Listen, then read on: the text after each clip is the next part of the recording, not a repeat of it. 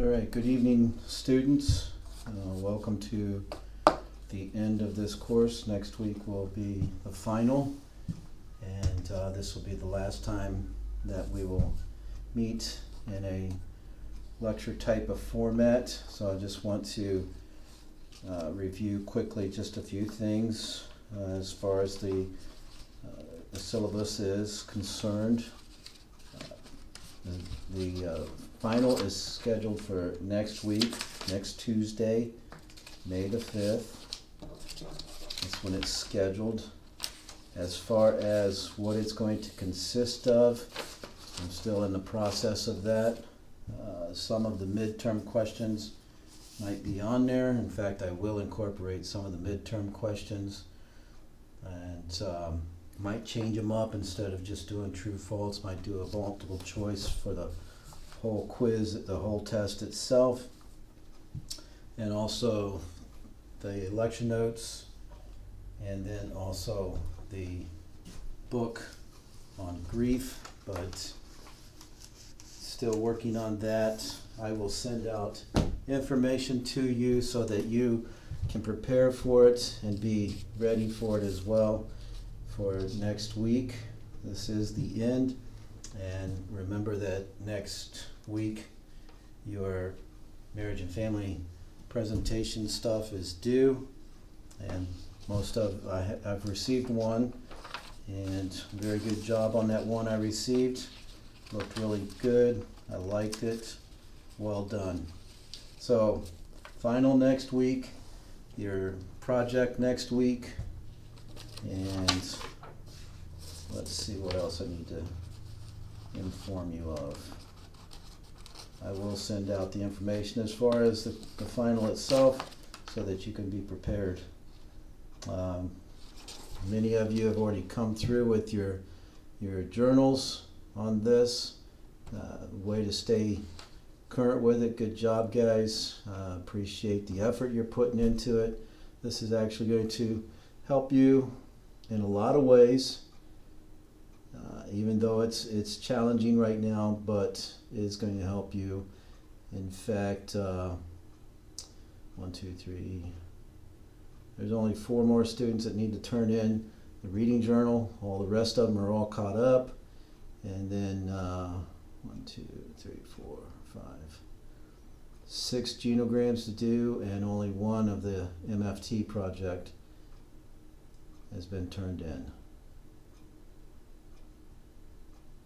Well, I'll take that back. Add a couple more to Journal 7. So anyway, you guys are doing fine. Stay with it. Stay on pace. The end is here. Been a challenge in a lot of ways, and a lot of things that we wasn't anticipating. Here we are, and things. So stay with it. Like I said, you're doing good. So hang in there. It's right around the corner. Okay. Tonight I'm going to share just a few things with you. I probably will not go as long as I have before and things, but just because there's so much available in the counseling field as far as research that's continuing to evolve and new material coming out, and you're going to be bombarded with a boatload of different things as far as trying to, one, get you to purchase these different programs and things. I'm just going to caution each and every one of you. Take the opportunity before you do any purchasing just to look into it and see about the quality of it, the professionalism, the research-based part of it and stuff, and if you like it and things. A lot of different things available and will continue to be available. You can also continue to look into the public domain for things that are free, and when it's in the public domain, it's free for you. Just be mindful to make sure that that's the case. A lot of the journals, they're going to charge you and things, and you're not in the position right now to pay for all that stuff. I don't think. I'm just going out on a limb, guess that, as students. I know what being a student is like. So just be mindful of that. Just look at the different things. I have here two different things that I believe I've mentioned here before, but two different inventory assessments for depression. Put out, they're in the public domain, so they're available to you. One is called Zung Self-Rated Rating Depression Scale, Zung, Z-U-N-G, and it has 20 questions on it, and the client rates it in the fact of a little of the time, some of the time, good part of the time, most of the time. And each one of these 20 statements, he'll mark on that, or she'll mark on that, how it affects them and stuff. And then it gives, you have a score sheet that you can score it with and share with them. The one I use most of the time, it's a little bit more simplistic, which I like.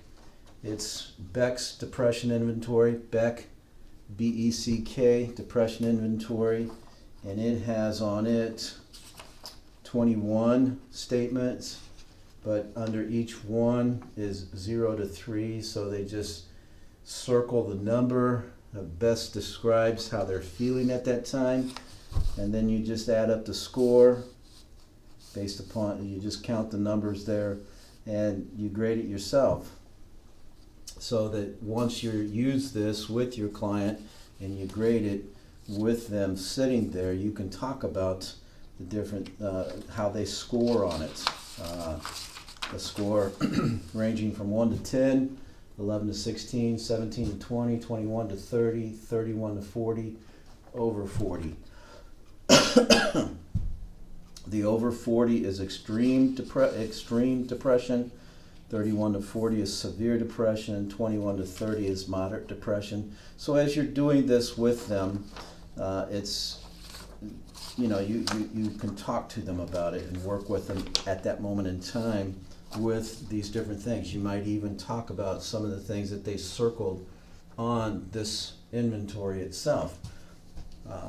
To conclude part of the first session, because whether you have them fill out the paperwork, the intake paperwork at the intake there at the first one, or you have it all online, but the first session you can do this, you can do an anxiety inventory too, even though they might not be presenting that. And the thing about with the depression inventory, what I tell the clients when I'm getting ready to administer this to them is the fact that, one, it's a self-rating inventory, and it's just going to give us an indication of where you're at right now.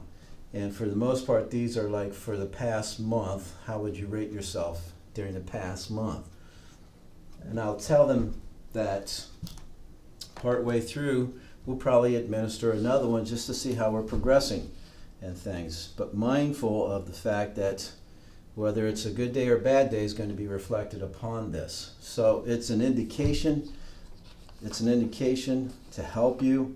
Some of the times it's just the fact that it's been a bad day, but it also might be something to give you a very good heads up in the fact of the possible severity that the client is struggling with depression or anxiety, and then plus the other inventories that are out there as well. So the different things that are available to you, there is a lot of information out there, a lot of research going on, and will continue to go on. This can help you in your field, but just be mindful of the different things that might be what I consider traps to catch, to get you to spend money on these different things. So just some things there with that. Some other stuff that I want to share here this evening. I want to go over just a couple of different things. There are, like I said, different worksheets. I have some stuff here.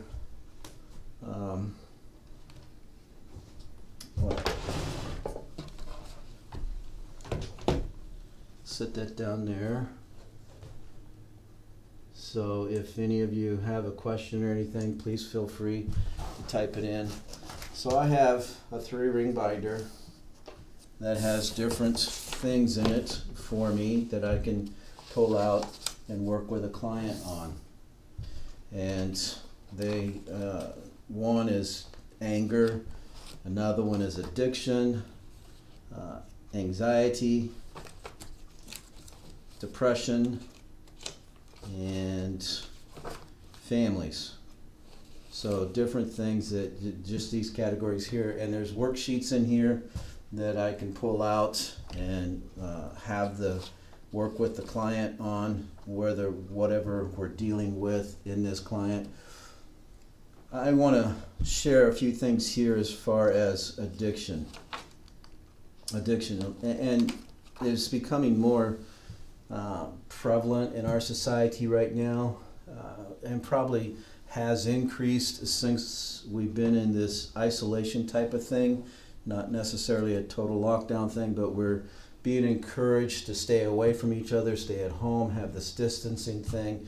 And sometimes that can have a play upon somebody's mental condition, or mental issues, or just different struggles and things. Read to you about that report that came out as far as the increase with domestic violence and things. So these different things events in society and in our community can trickle down into a person's life. Addictions is one of these things that is not now, but was in the forefront of a lot of the media and news events or stories that we were catching in the evening news thing. Opioid crisis has been actually replaced by COVID, but there is still an issue. Addictions, a lot of times when somebody mentions addictions, a lot of times we just kind of develop our own definition of it, or we start to think of different ways that are just a specific area where people are addicted, such as alcohol, drugs, and pornography. A lot of times that's the top main three, and you do see that as well. But there are other things that people are addicted to and things. So it's not just those things. There are things that people do as far as shopping. Shopping can be classified as an addiction, believe it or not. Exercising can be classified as an addiction. So it's not just on that side of the spectrum. The spectrum of addictions is pretty big and can cover an awful lot of different topics. Back up, not a lot, but it's bigger than what we naturally think of it as. So some things to keep in mind with addictions, okay? When you're working with an individual struggling with addictions, and this can be true no matter what the client is presenting, okay? But be mindful, and last week I talked about the stages of change. So be mindful, one, of that. Where are they at in the stages of change? Are they at the point where they're ready to, they acknowledge that they need help and not necessarily sure where to go, and somebody of a friend or whatever the case might be, you became the counselor for this individual. So when you think about them sitting in front of you, remember the stages of change. Where do they fit in that model? Also remember that listening is very, very important. It's very important. Listen, okay? Another thing to think about is ask the right questions, okay? And when you ask a right question, make sure that it's an open-ended question. Don't ask a question where they can respond with a yes or no answer, okay? Make sure that you're going through this process. Where are they at when they come in? And a lot of times they're coming in and, okay, let me back up again.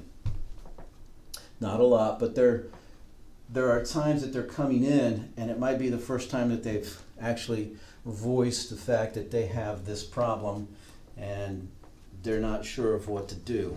So there's a little bit of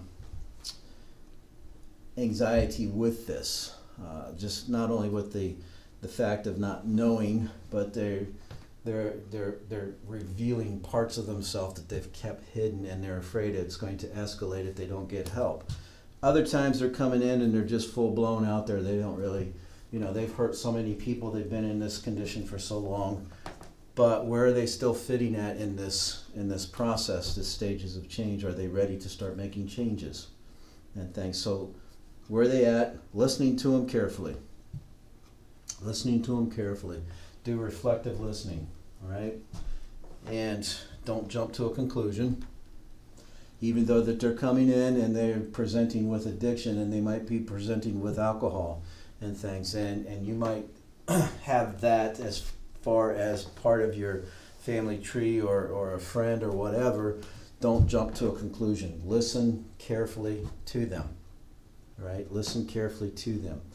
And when you're listening, be listening, and do the reflective part as well. Don't jump to a conclusion. Let them talk to you. Ask questions. And at times you might not know what question to ask, but say a prayer. Lord, help me help this person now.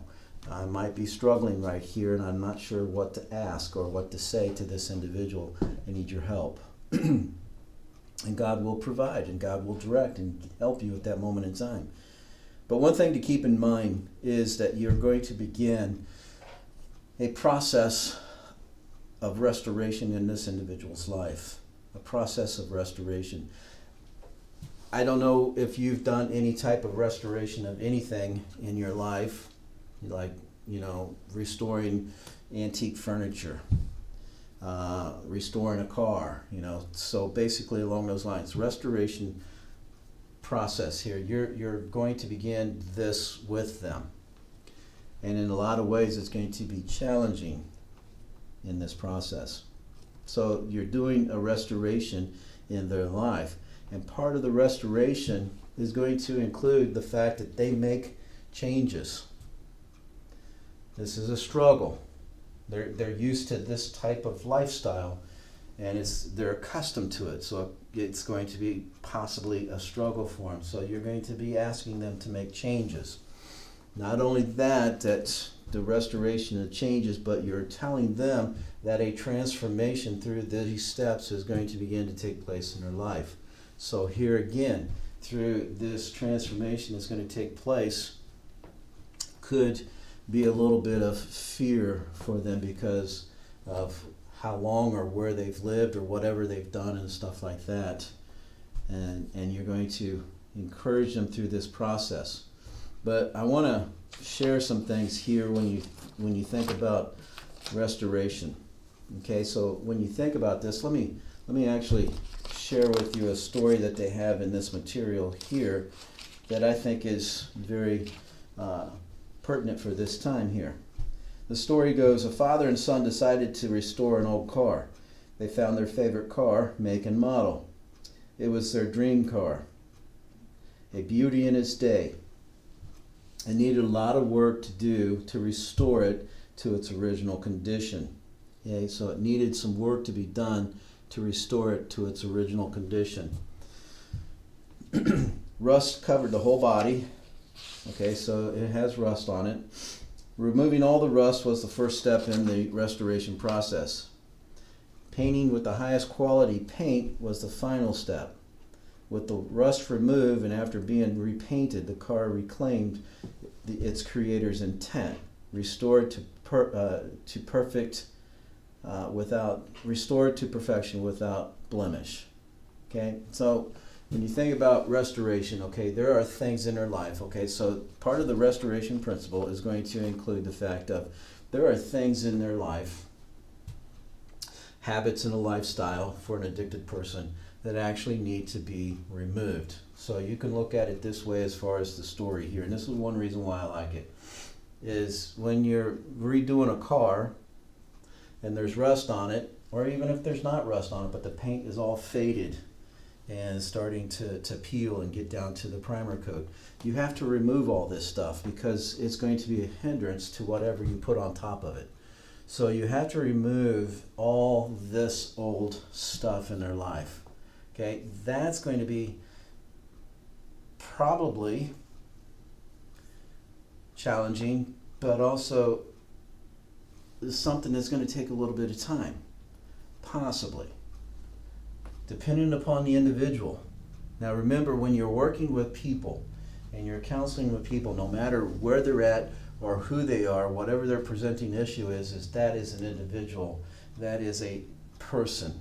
And you can't take that individual and clump them together with all the other things that are in this presenting issue. Look at the person as an individual and begin to develop not only a therapeutic relationship, but in your mind develop a process of a treatment plan. How are you going to work with this person specific for that person? So when you're restoring, you're stripping all this stuff away. You're sanding it down. This person is doing all this work in their life. It can be painful. And they're going to have to change things. So part of the change that takes place is they change their habits. They change their habits. This takes an intentional, conscientious effort in this process. They have to be intentional in this, and the intentionality in this has got to be fueled by the desire for what the restoration principle kind of is teaching right here, is the fact of this is what it looks like now, but this is what it is going to look like. Restored, and the shine and the beauty to it as well. So through that change, you're going to struggle with probably a different range of emotions with a person. Okay, you're going to struggle with different things with this person. It talks about here in this principle, in this story here, the first step. So the first step is to remove the impurities, to remove the rust, to remove the things in this individual's life. Okay, making changes. They need to change friends, possibly. And this is one of the things that they teach when you're working in a recovery center is change your playmates, playthings, and playground.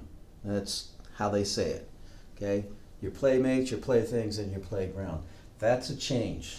And in some of these individuals' lives, that's a big change. That's a big change. Okay? So it's removing all this from their life. Okay? Now you get down to when you remove the rust and you sand it down, and a lot of times you have to sand through the primer coat as well, because you're going to put a new coat down. You're going to take and clean it all up and then throw down a new primer coat as well. Okay? So that's part of a change too. So you're applying new things in their life, things for them, because you're removing this different things from their life. It's being removed, and they're removing it. You're helping them to remove it. Now you got to put something in its place. You got to put something in its place. So the application of a new paint is something in its place. So what are you going to have them do? So this is where you're working with the person as an individual and things. And then after you put down the base coat, the primer coat, and I'm not an auto body person, but you put down the primer and you put down the paint color, and then you're going to put over that a clear coat to help protect it as well. So this part of the process is working with them to make a change, restoring things from their life. You're going to meet people that are addicts that don't really have much to restore because their whole life has been chaotic and has been a struggle for them. They come from a dysfunctional family or whatever the case might be, things there. So you're still going to restore things to them, but you're going to help them to establish a new lifestyle in this process.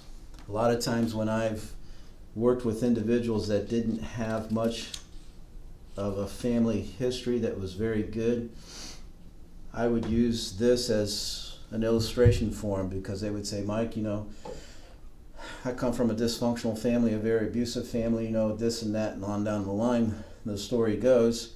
And I would say to them, it's like, okay, well, let's look at it this way.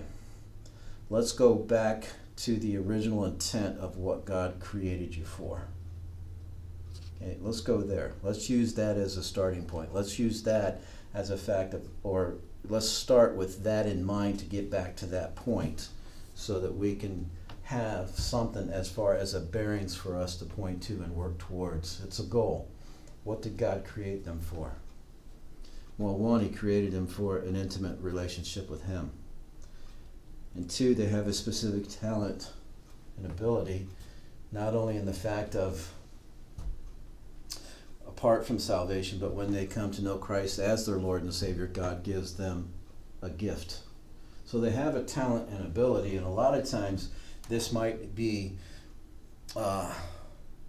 altered by the lifestyle that they lived. So you're helping to develop this in a way that's going to be beneficial for them to continue to grow in the way that they should be growing, developing into a person that God wants them to be. Okay, now with that in mind, here's something that is beneficial for the counselor, but it's beneficial for the client as well, because as a counselor, this helps us as to have something solid. Okay, let me put these down so that you can see them.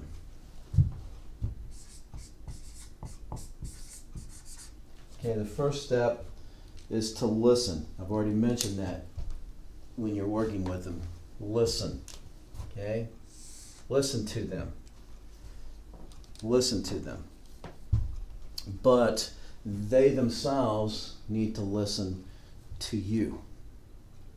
As a counselor, they need to listen to you. So we have you listening to them so that you get a greater idea of this person. You're understanding more about this person, more about what makes them tick, their background, their desires, different things like that, family history and stuff. So you're listening to that, but they need to listen to you.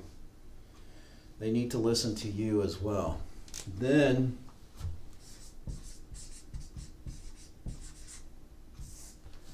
learn. Okay? As you're working with them, you're going to be teaching them.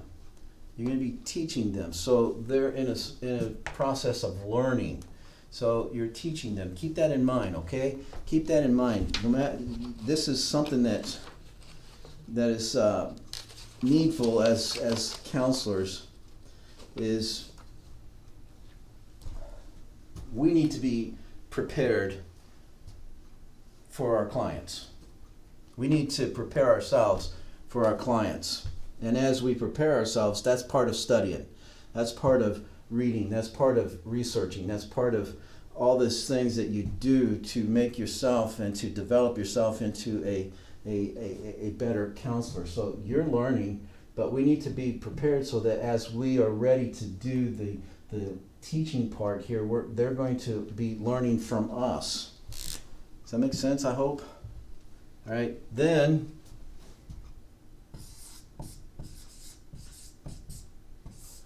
obey. You're going to, this obedience part here is the fact of, okay, client, Mr. So-and-so, Miss So-and-so, all right, this is what I need you to do. This is some homework for you. And you lay it out. They need to do it. And things. They need to be encouraged in this. And the thing that these two things are going to do is help this to develop in them, because as you have built this therapeutic relationship, they're going to say, okay, I trust you. You have my best interests at heart, so they'll do it. They'll obey.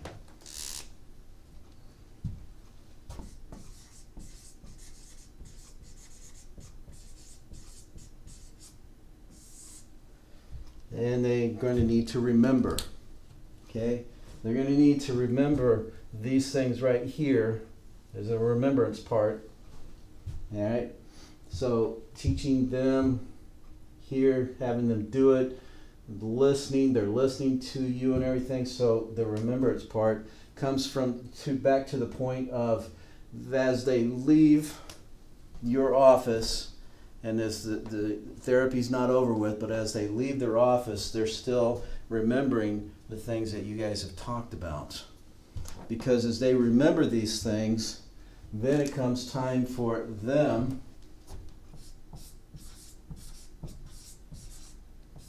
to to teach. It becomes time for them to teach. You're still learning, okay? They're moving to the point of teaching.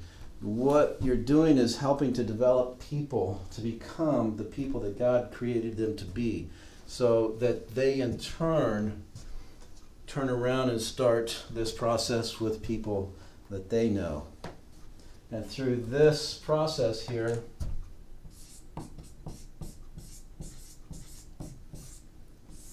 they will exceed. They will exceed. Okay? Just some simple steps there, but pretty powerful. Now, these steps here, the author has put this in for the fact of Deuteronomy chapter 5, verse 1, and chapter 6, verse 6 and 7. All right?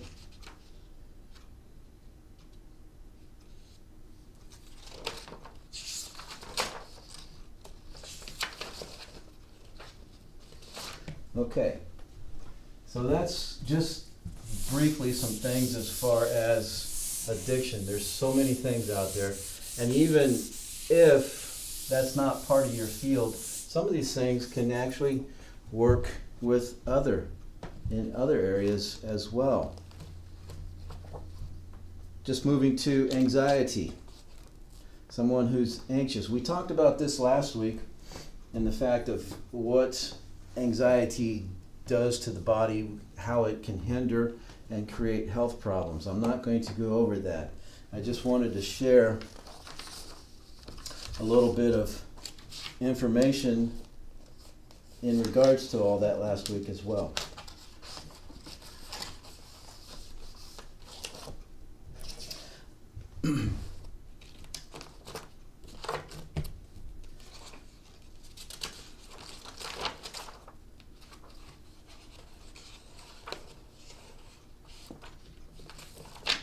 Okay, with anxiety. Here again, thinking about the person as a person, all right? Looking at them as an individual. Someone unique in a lot of ways. Unique in a lot of ways, okay? So people respond differently to different situations. Some people struggle with things that create depression, while other people are not bothered by it at all. Some people struggle with things that create anxiety in their life. Other people actually thrive on that as well. So people are different. Just keep that in mind. People are different. When somebody becomes anxious, all right, and they're struggling with anxiety, a lot of it is going to be centered upon a situation that has created that thought process or that emotional response in their life.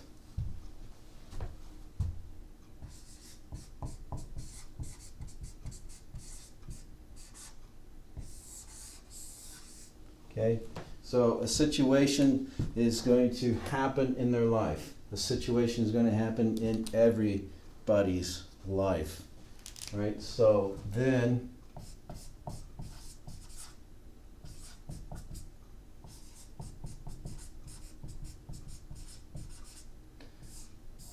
becomes the viewpoint of that situation. This is going to happen. Everybody's going to experience situations. This is going to happen. What's the view of this? What's our view of this? What's their view of this? Okay? Then, for somebody struggling with anxiety, fear could start to come into play because of the view of the situation. All right? Fear comes into play.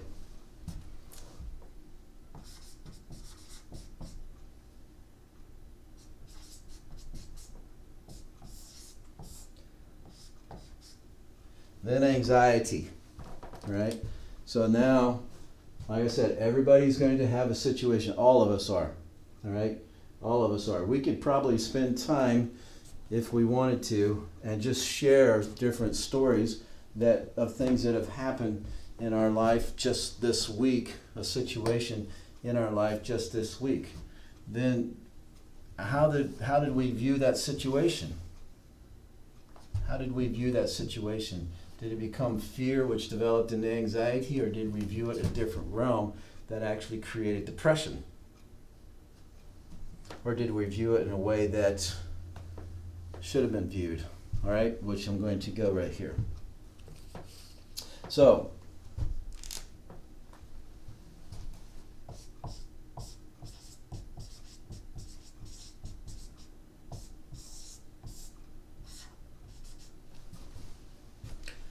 and then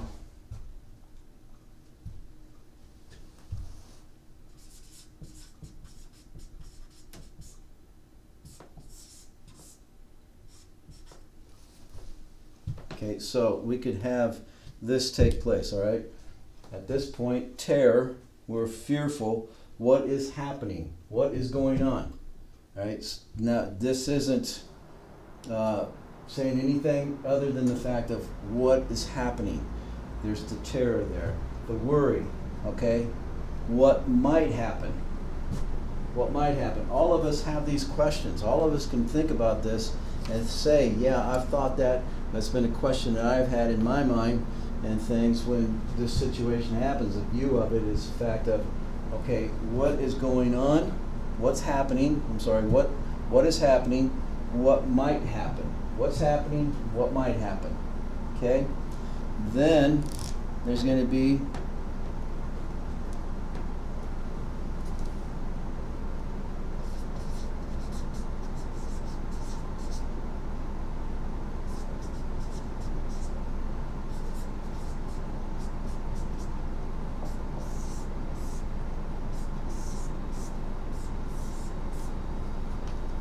so with this, from here, we could go, which would go past this in of itself, and past that in of itself. Okay, so, control. Control. So this situation, and the view of the situation, and we're moving this way, so the view of the situation is going to be fear, which goes into anxiety. We think about the terror part, what is happening, what might happen. It all centers around the fact that we don't have control, so we're going to move in one of two ways. We're going to allow God to be in control, or we're going to try to be in control. We're going to allow God to be in control, or we're going to try and take control, or try and manage control. And managing control could be like a haphazard approach to it as well. Which way are we going to go? Now, a lot of times we might acknowledge this, but this becomes the reality. Yeah, God's in control, God's in control, but yet we're still struggling with this right here. And we're still trying to figure things out on our own. Okay? This might seem kind of different.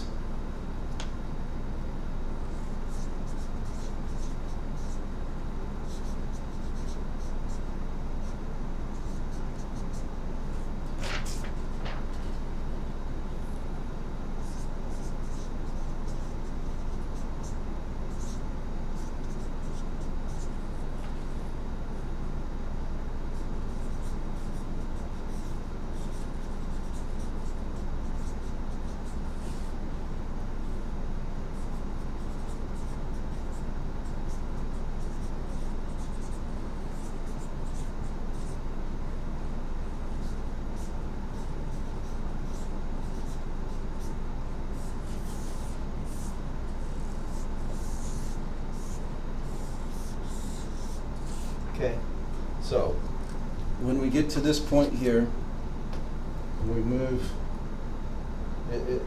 control becomes the big problem right here. We want to let God take control, but yet we might be struggling with it. So anxiety can exist in a good or a bad. A good or a bad. So good anxiety, because this stuff is real, and in your life this stuff is real. In your client's life, all this is real. It's going to happen possibly daily or something like that. this is where good anxiety comes, in the fact that, okay, the control issue, I'm going to let God, and we turn it over to God, and we help them process through this to turn it over to God, so that it becomes good anxiety, moves you closer to God, which develops the trust. When it becomes self right here, the fact of what can I do, how can I do it, and everything, I got to take care of this right here.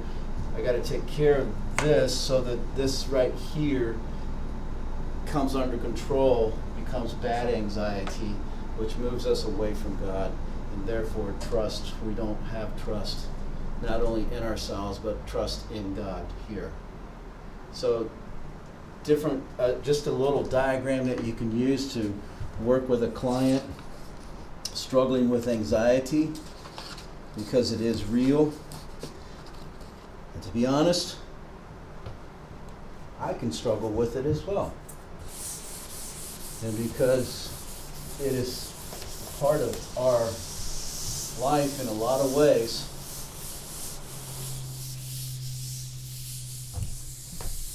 you would struggle, you would have to be honest and say, yeah, there are times that I struggle with it too. There are times that I struggle with it too. And things. So one of the things that diagram, you can use that diagram for, and I believe I've shared this at the very beginning with you folks, was the ABC model.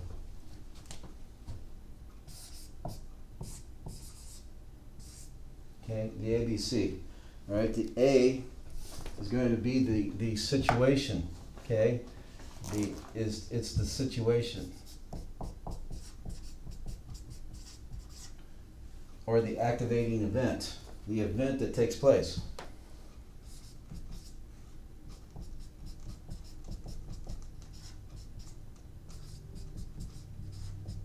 Okay, I know you can't see that, but A stands for activating event. It's the situation back here.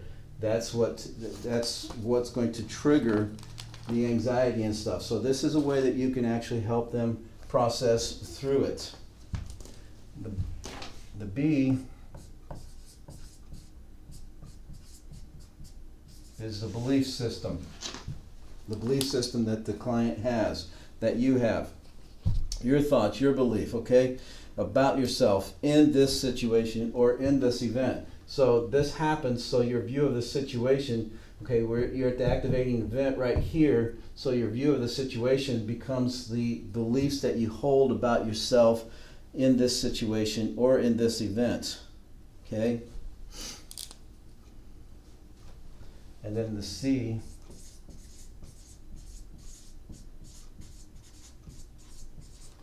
is the consequences. It's the consequences of that, okay? It's the emotional response, all right? So the C becomes this right here. The consequences, the fear, the anxiety, the terror, the worry, and everything. That's the consequences there at that point. It's your response to the situation. It's their response to that, okay? So it's at this point here is when this right here, it is the anxiety part. This arrow down here, a lot of times the consequences points down this way in people's life. It goes more in the fact of the self trying to deal with it, trying to figure it out, and trying to take care of all this right here, and they don't have a lot of trust in God or even in themselves and things. So it's your response to the situation. It's their response to the situation. And then we can add to this, okay, a D which is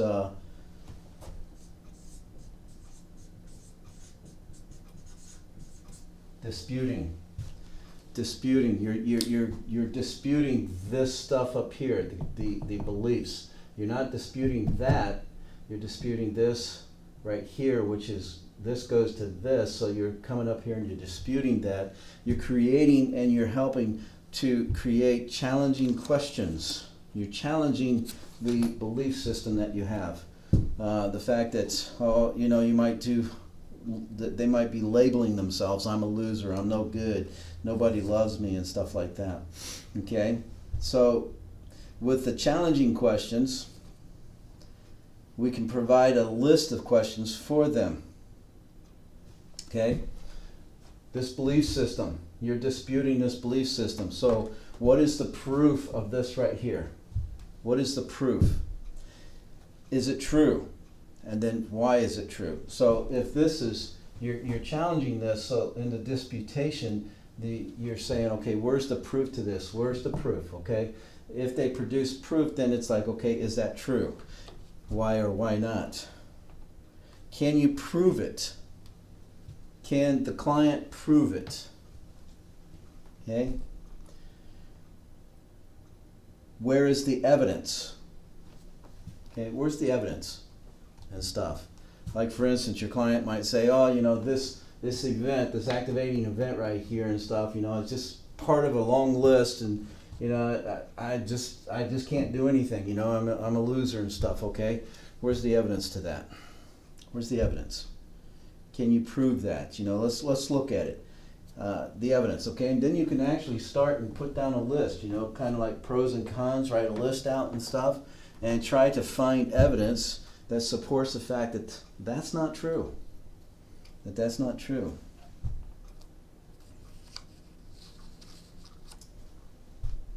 So after that, okay, you're going to create a new belief. Okay, create a new belief. You're going to effectively develop a new belief.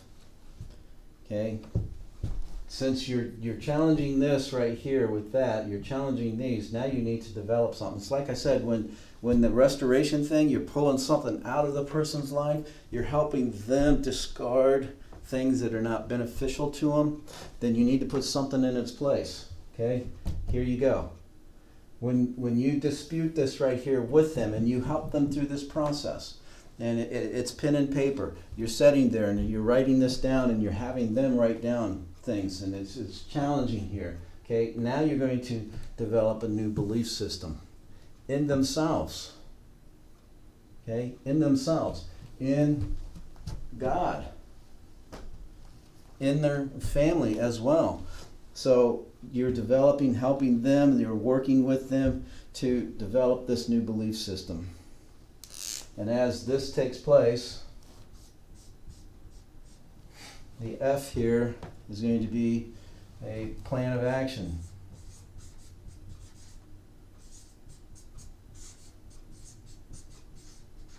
Okay, plan of action.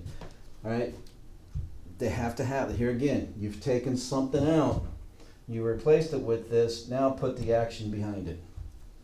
Put the action behind it. Going back to the stages of change, action was one of the stages of change. You have to encourage your client. You yourself need to be encouraged as well, that through these different things, the stages of change, this model right here, that action is a necessity for this. Action is a necessity for the client in any counseling situation. It's imperative that action becomes a part of the process. It's imperative. Needs to be done. Action has to be there. Okay?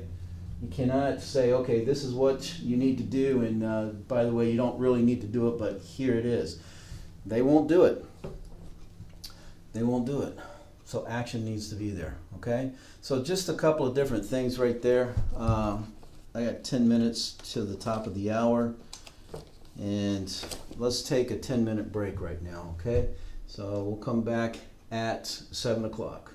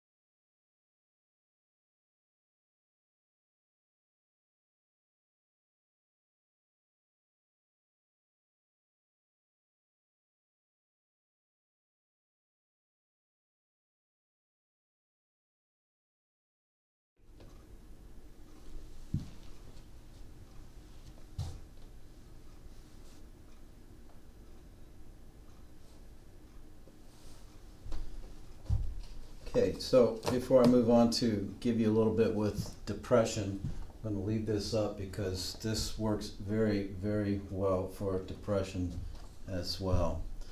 Since we were talking about anxiety, let me just kind of give you a little bit of an idea of some of the things as far as how to approach a treatment plan with them.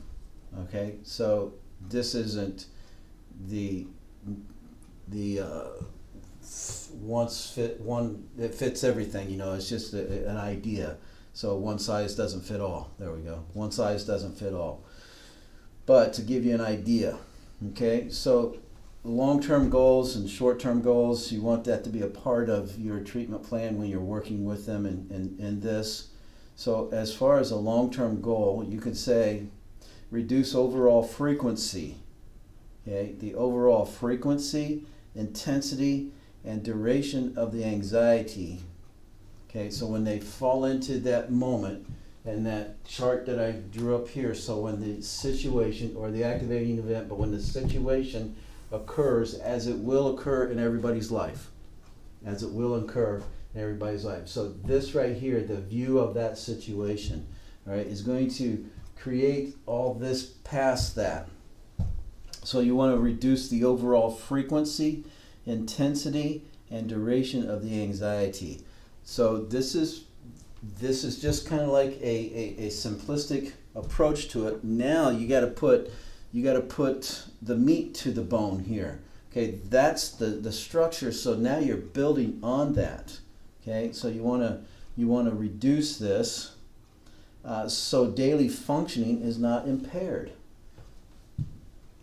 People with anxiety and people with depression and a lot of other issues, their daily functioning is impaired because of these things that they're struggling with.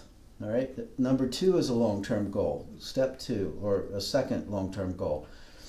Learn and implement coping skills that result in the reduction of anxiety and worry and improve daily function. All right. So with the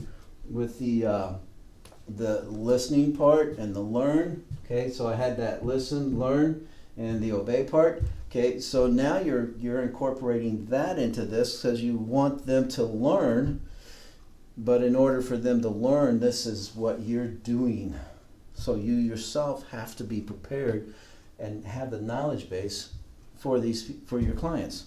So learn and implement coping skills that result in a reduction of anxiety and worry, and here again, improve daily functioning.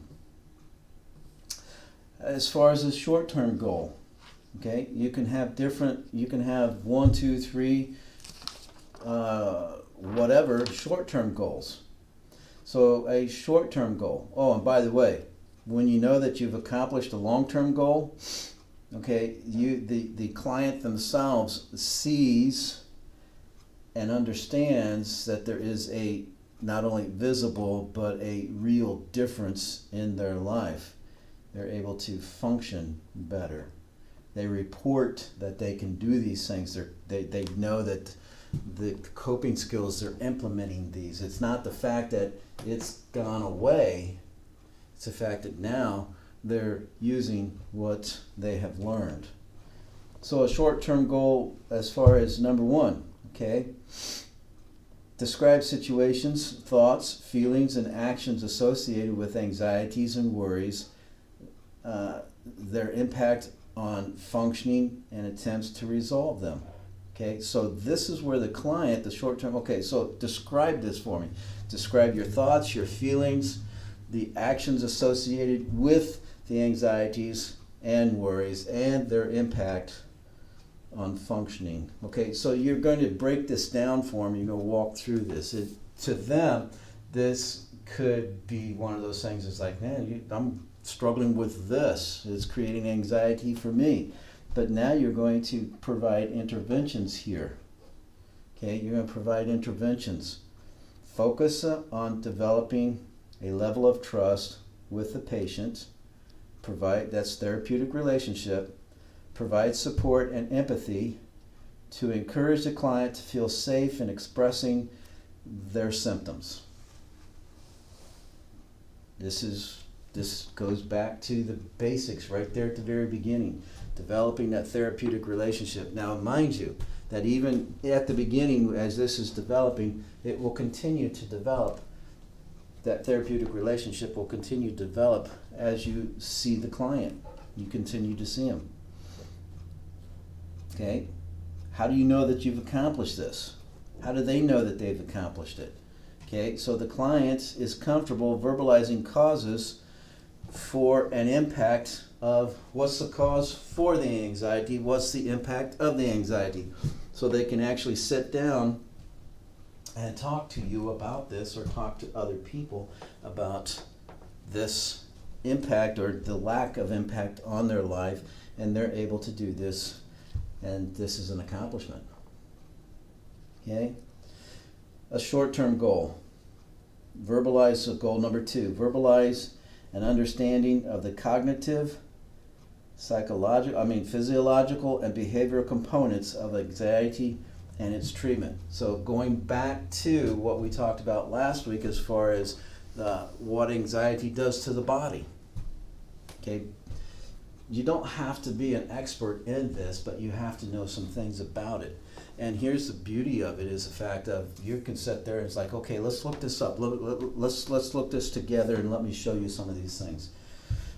You can do it with them sitting there. None the wiser, but you're not putting up a facade or anything with them. Okay? So just some things for you as far as a treatment plan. There's more to it, but you're going to learn how to develop these. And like I said before too, there are programs out there that, of course it costs, there are programs out there that will fill a lot of these blanks in for you as well. They're very beneficial. I like them.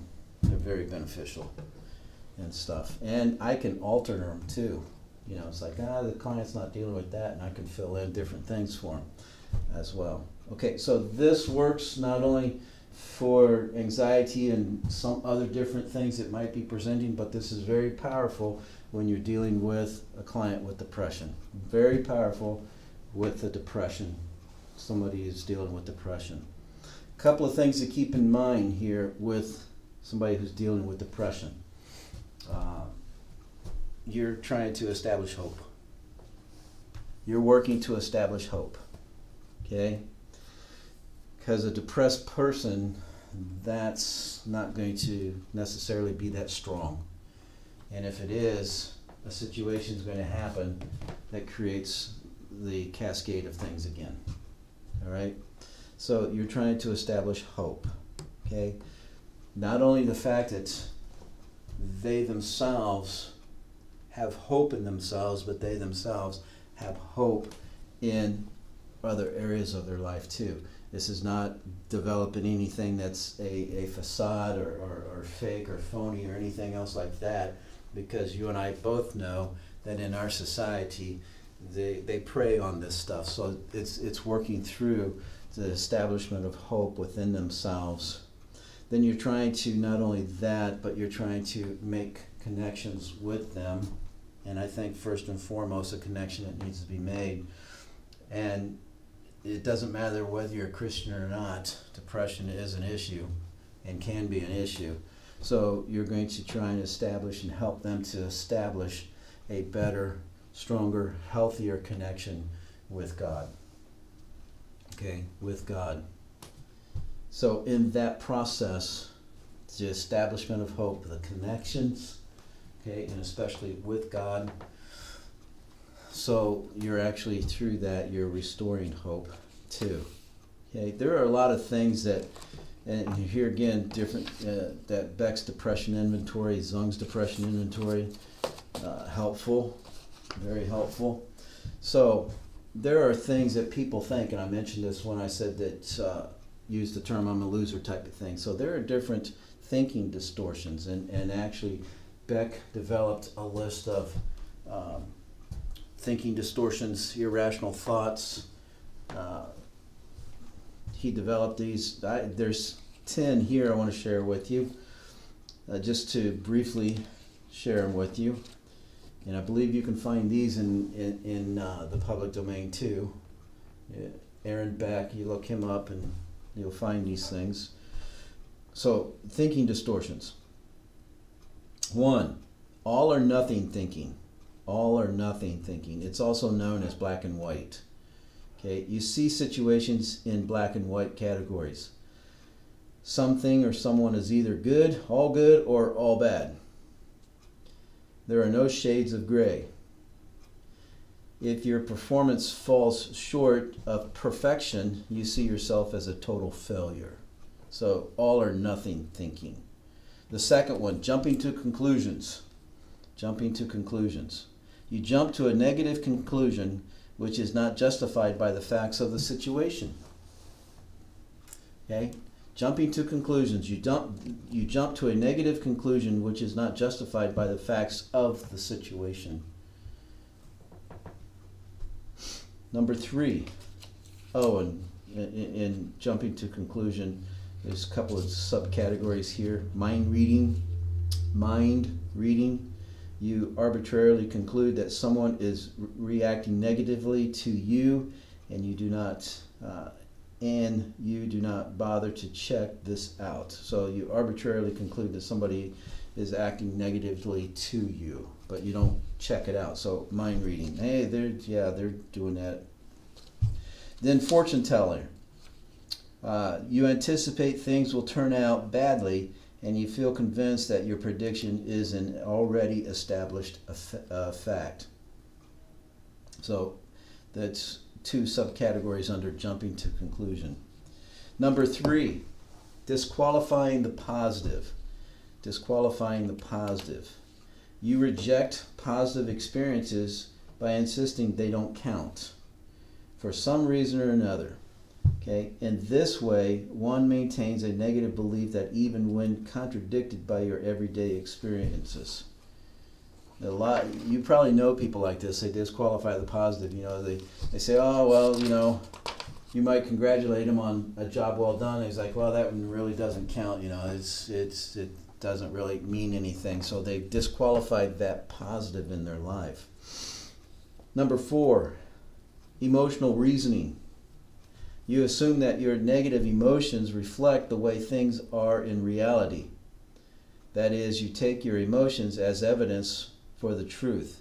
I feel it, therefore it must be true. And with this one here, excuse me, I try to encourage the clients with the fact that emotions are volatile.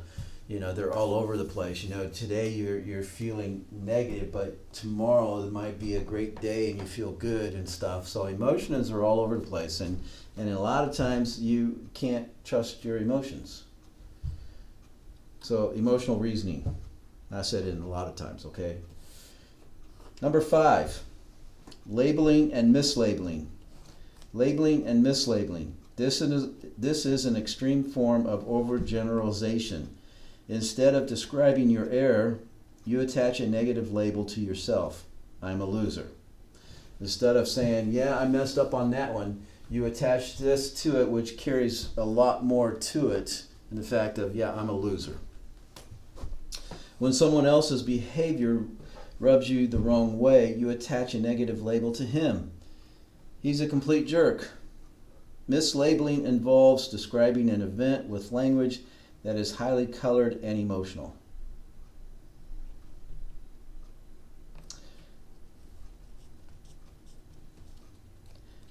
They go on to say here that labeling yourself is self-defeating. Labeling others generates personal hostility towards them. Okay, number 6, mental filter. You pick out a single negative detail and dwell on it exclusively so that your vision of all reality becomes darkened, like a drop of ink coloring the entire beaker of water or entire glass of water. So your mental filter is you pick out a single negative detail and dwell on it exclusively. So it changes your perspective, it changes your vision. One single negative event, okay, and you just dwell on that. You fail to see the other things, you just dwell on that there. Overgeneralization. overgeneralization. You see a single negative event as a never-ending pattern of defeat. You arbitrarily conclude that one thing that happened to you once will happen to you over and over again.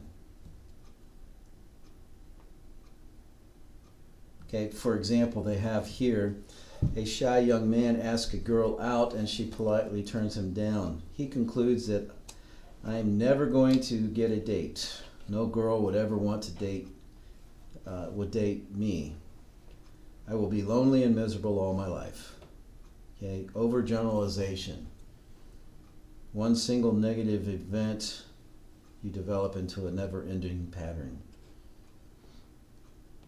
Number 8, should-have statements, or should statements. You try to motivate yourself with should and should not statements as if you had to whip and punish yourself before expected to do anything. Okay, let me try this again. My apologies. Should statements. You try to motivate yourself with should and should not statements as if you had to whip and punish yourself before the expected outcome. Musts and oughts are also offenders. Okay, so should and should have statements or should not statements, must and you ought to have, those are all part of this too. Should statements generate a lot of unnecessary emotional turmoil in your daily life. A lot of emotional turmoil, unnecessary emotional turmoil. Okay. Number 9, magnification and minimization. You exaggerate the importance of things such as your goof-ups or someone else's achievements, or you inappropriately shrink things until they appear tiny. Your own desirable qualities or other person's imperfections. Okay, you either magnify it or you minimize it.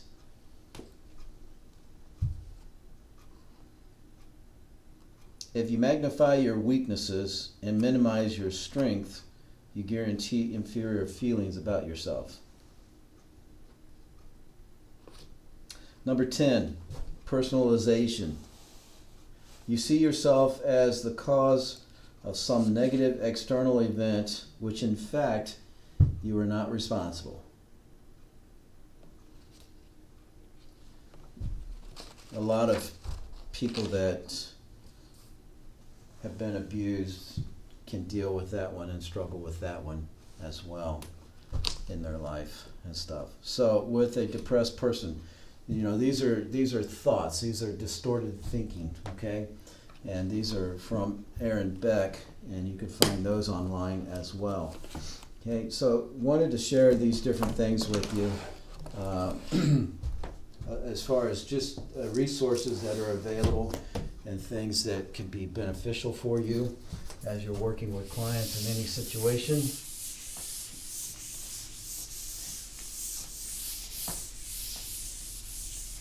One of the things that might be helpful for you, just to keep in mind, something that might be helpful for you, even though you might be seeing the same type of situation like depression, a presenting problem with depression, even though you might be seeing it for like the 100th time, don't get caught in a rut, okay? Continue to explore resources, all right? Just continue to educate yourself, continue to expound your knowledge, continue to expound your ability to work with depression, whatever the case might be. I'm just using depression, but also explore the different resources that are out there.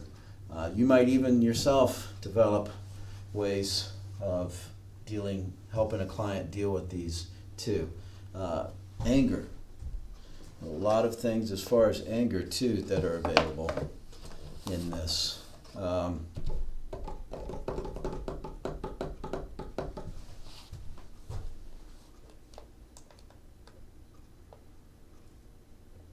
Okay.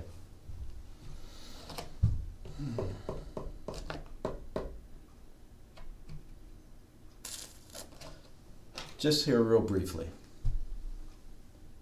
10, 15 minutes worth. Okay? It's going to be a short night and things. I know you guys have a lot to do, and I want you guys to be able to get done what you need to get done. I don't want you to feel a lot of pressure and things. So,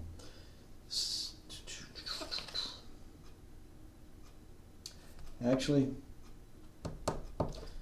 okay, so I'm not going to worry about that. That would be for another time. It's good material and things, but it won't even be on a test. It's just different stuff as far as communication. All right, we're at the end of this. This will be the last time that I have this type of format with you.